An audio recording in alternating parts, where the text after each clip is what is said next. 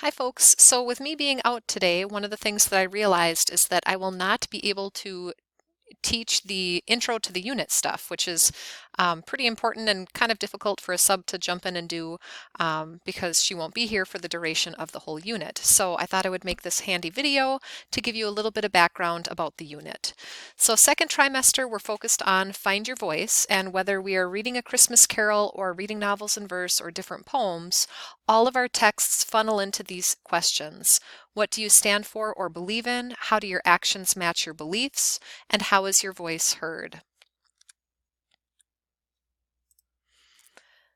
So you can see on the screen, these are our various learning targets. And then for the assessments, we'll have some assessments with the novels in verse, for our music journals, for our NaPoWriMo, and then we'll have a final poetry test.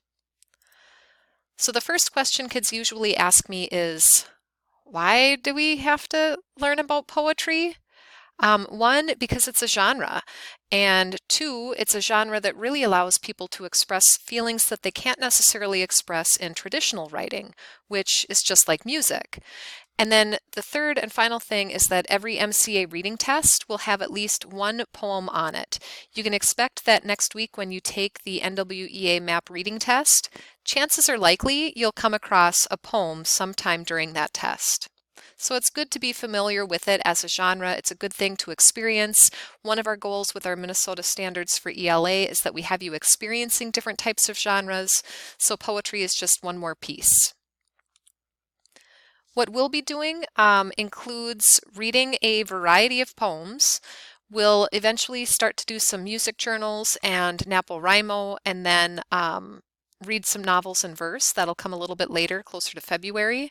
And then at the end of the trimester, we will have a performance piece called a poetry slam. So first up is, what's the difference between prose and verse or poetry?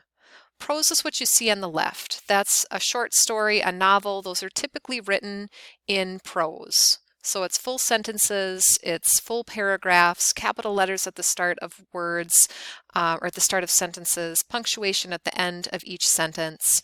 It's got a lot of rules that it has to follow. What you see on the right-hand side, that's called verse.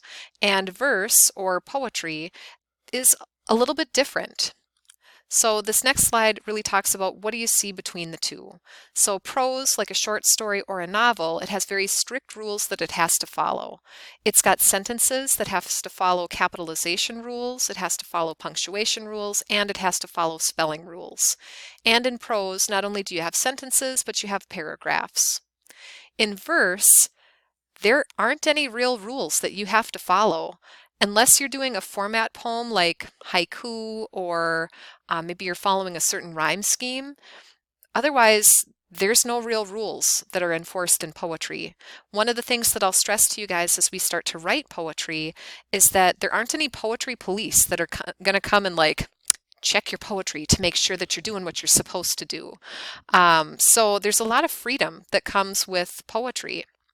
Instead of sentences and paragraphs, verse is going to use verses or lines and stanzas. And within those verses, the words might be capitalized or not. They might use punctuation or none at all. And when it comes to spelling, you can choose if you want to spell things correctly or not. You can even make up your own words when you're writing in poetry. So again, poetry equals a whole lot of freedom for writers. So I had mentioned that one of the things that we'll do in addition to reading a variety of poems is that we will do some music journals.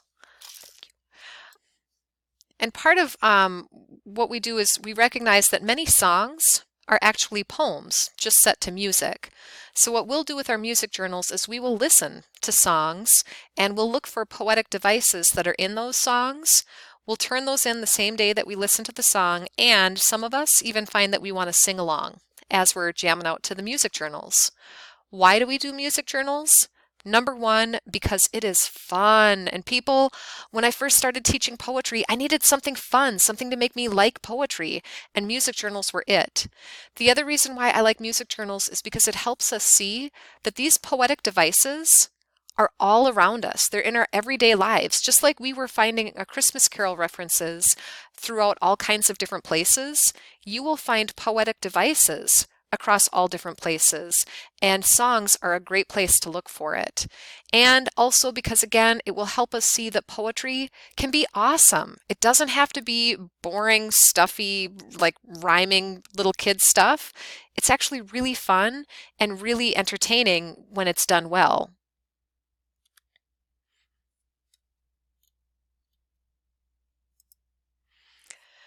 In addition to music journals, we'll do what is called NaPoWriMo. NaPoWriMo is an abbreviation for National Poetry Writing Month.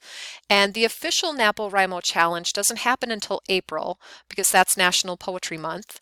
And in April there are 30 days, and so NaPoWriMo challenges readers or challenges writers to write 30 poems in 30 days.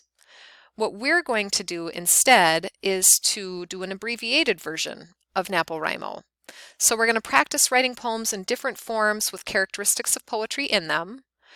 Each time we come together and we do a NaPo, we will learn about and read the poem of the day, and then we're going to try to make our poetry match that style. And you can either write it in the form of the day, or you can write it in another form related to what we're reading in class.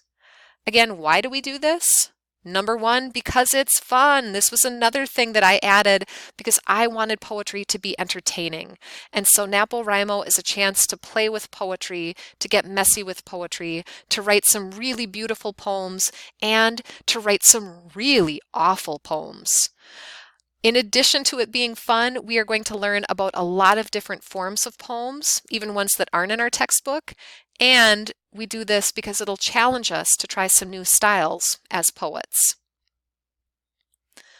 Finally, in addition to doing the different poems and the music journals and NaPo, later on, closer to February, we will read what are called novels in verse. And you can see there's the learning targets and the assessments for those things. A normal novel is what you see on the left, like The Outsiders. You can see it's got sentences and paragraphs. And on the right is an example of a novel in verse. So it tells an entire story with characters and plot and setting and conflict, all the normal stuff that goes into a novel. But instead of using sentences and paragraphs, it uses lines and stanzas. And so it's a very short read because you can see there's not as many words on the page, so they're faster for us to read through. But again, they still tell a really cool story, but in verse instead of prose. When we get to novels in verse later, you guys will have a choice of which one you want to read. So these are the covers of the different choices that we have available. And again, you'll get to pick one. So again, what we'll be doing between now and the end of the trimester is what you see up on the screen. We're going to read a variety of poems. We're going to check out some music journals, write some poetry for NaPoWriMo, and then read some novels in verse. And finally, we'll end the trimester with our performance at the Poetry Slam. Hope you learned a little bit about what this trimester will look like.